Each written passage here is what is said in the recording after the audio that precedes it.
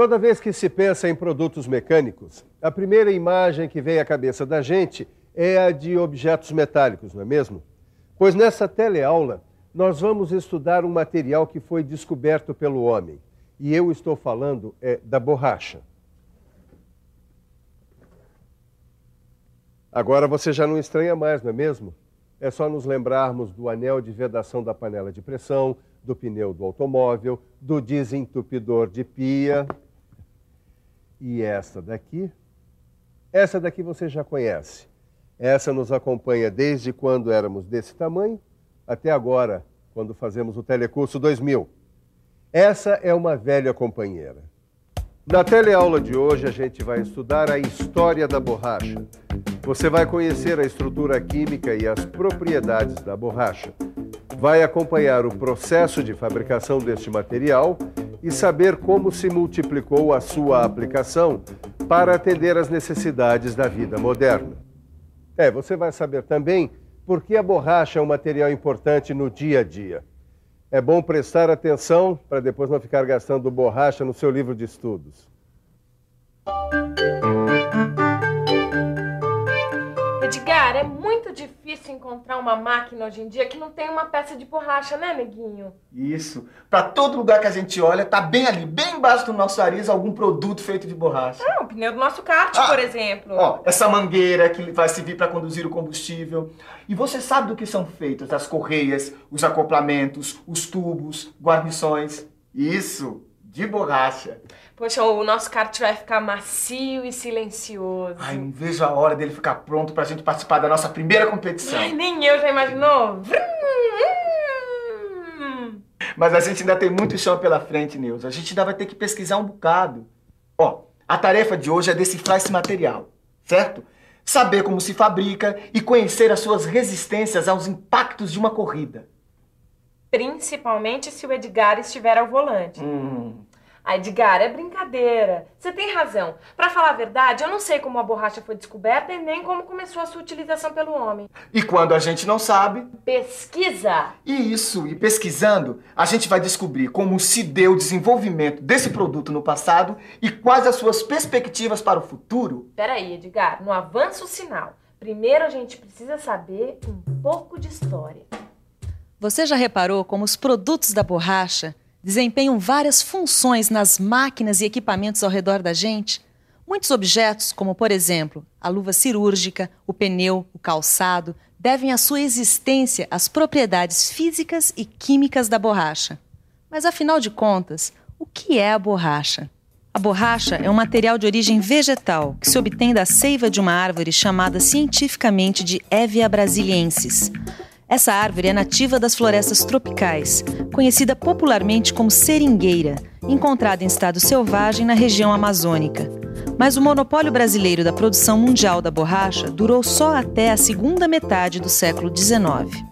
Em 1876, foram contrabandeadas 70 mil sementes de seringueira para a Inglaterra, onde elas foram cultivadas em estufas e depois plantadas nas colônias britânicas da Ásia.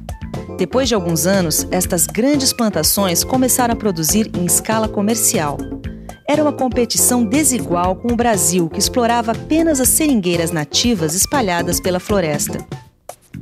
Embora tenha sido sempre utilizada pelos índios da América do Sul na vedação de canoas, na impermeabilização de objetos e na confecção de bolas para lazer, a borracha só foi descoberta pelos europeus em 1736. Mas essa descoberta foi considerada de pouco valor, porque a borracha tinha dois inconvenientes. Quando era aquecida, ela se tornava mole e pegajosa, e fria, ela ficava dura e quebradiça. Por isso, a única utilização que os europeus acharam para a borracha foi a de substituir o miolo de pão que servia para apagar os traços feitos a lápis. Sempre que dá, eu aproveito o intervalo do almoço para ler um pouco. Gosto de ler sobre a vida dos grandes cientistas, homens que passaram a vida pesquisando. Também pudera, né, Silva? Você está cercado pelo fruto desse trabalho. Sabe, Titão, o que me deixou admirado?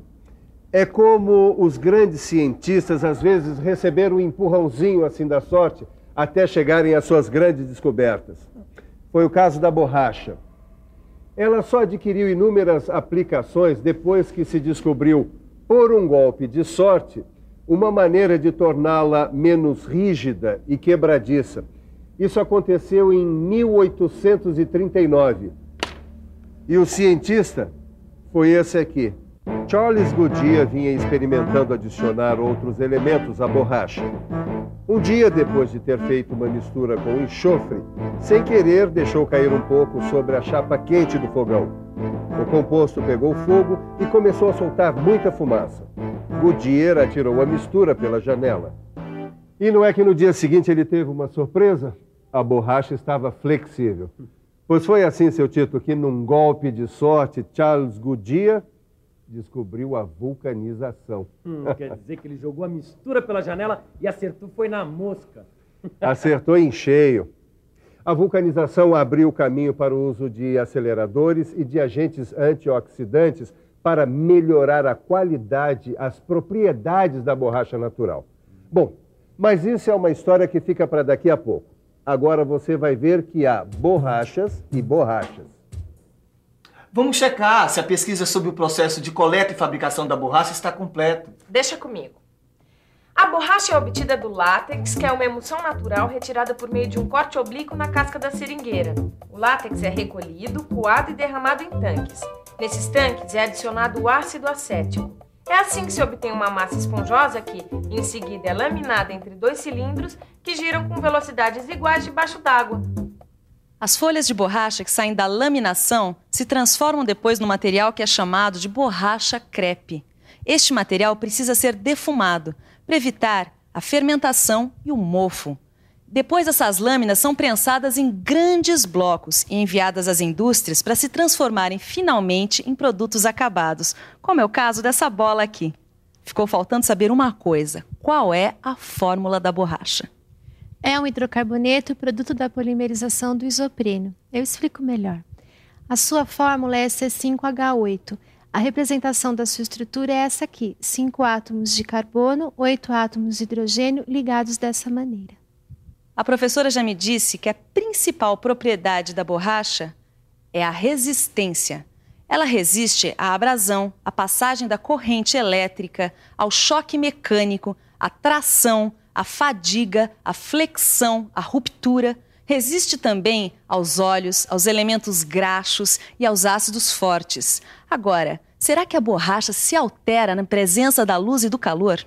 Sim, algumas propriedades da borracha são prejudicadas pela ação da luz e do calor. Você sabia que esta câmara de ar não é feita totalmente de borracha pura? É apenas 90%. E este pneu aqui é apenas 60%. E este solado de calçado é apenas 30%. A outra parte dessa mistura é feita de borracha sintética. Você deve estar se perguntando: borracha sintética? Por quê? Para quê? Neuza, por que as borrachas sintéticas foram criadas? Você tá me testando, neguinho? Eu digo, hein? Bom, primeiro para se obter um material que aprimorasse a borracha natural. E segundo, para afastar as incertezas da capacidade do mercado fornecedor. Acertei? Muito bem, Branquinha. Agora, os países que mais se desenvolveram nessas pesquisas foram os Estados Unidos e a Alemanha. Ué, por que esses dois países? Neuza, ó. A Alemanha se preparava para a guerra. E os Estados Unidos perceberam que um possível conflito ameaçaria a distribuição da borracha que estava concentrada no Sudeste Asiático.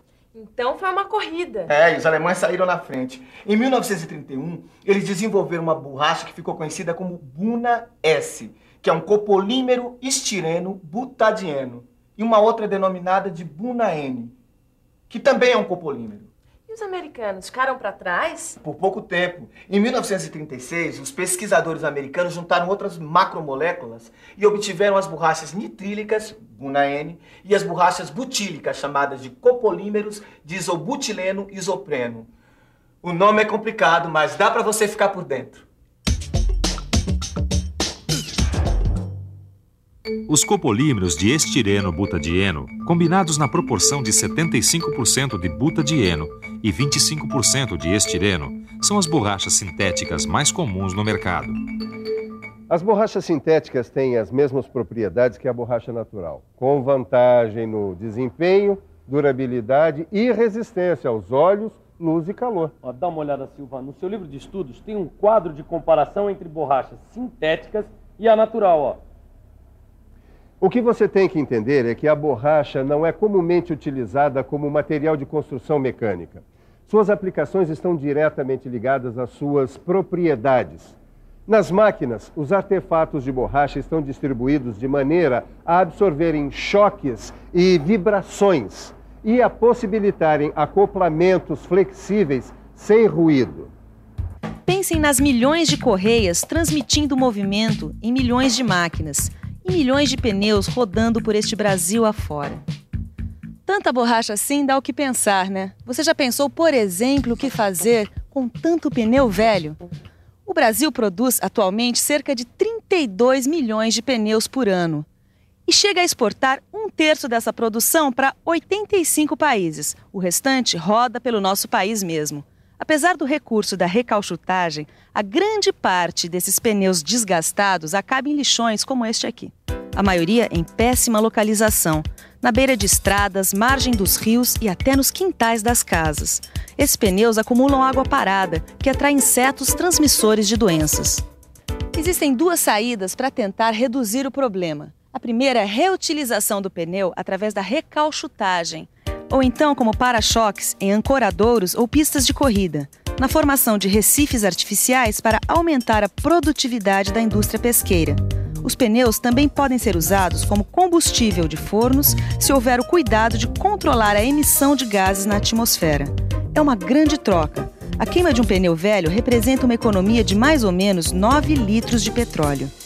A segunda solução para o problema é a reciclagem propriamente dita, uma tecnologia que vem sendo muito desenvolvida no Brasil. Com a trituração dos pneus, o uso de solventes para separar o tecido e os fios de aço e a colocação de óleos aromáticos, é possível se chegar a um produto reciclado com propriedades próximas às do material virgem. Este material pode ser aplicado, por exemplo, na fabricação de tapetes para automóveis, solados de sapatos, pisos industriais e borrachas de vedação. Já que o Edgar vai ser o piloto do nosso kart, você não acha que ele poderia ter o para-choque de borracha para proteger os postes? Engraçadinha. Depois da primeira volta na pista, você vai passar uma borracha nessa sua frase infeliz. Agora não é hora de ficar bravo. Agora é hora de quê? Da revisão. E atenção, se liga aí que é hora da revisão. Na teleaula de hoje, você aprendeu como a borracha é extraída e beneficiada. Acompanhou como a vulcanização possibilitou inúmeras aplicações para a borracha natural.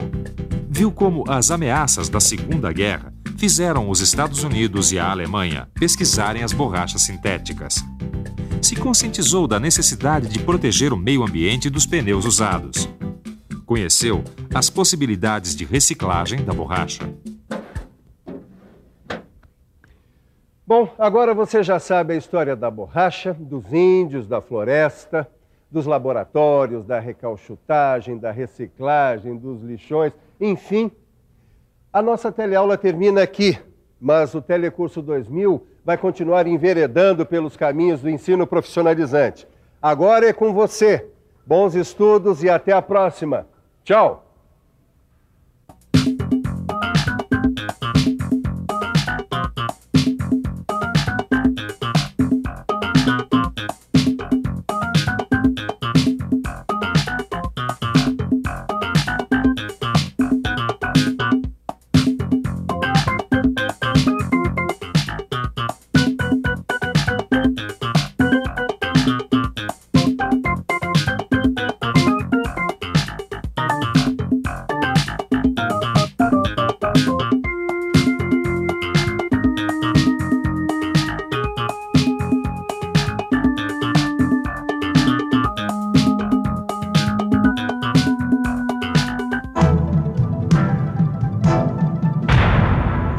Telecurso 2000, um programa de educação do Sistema Fiesp e da Fundação Roberto Marinho.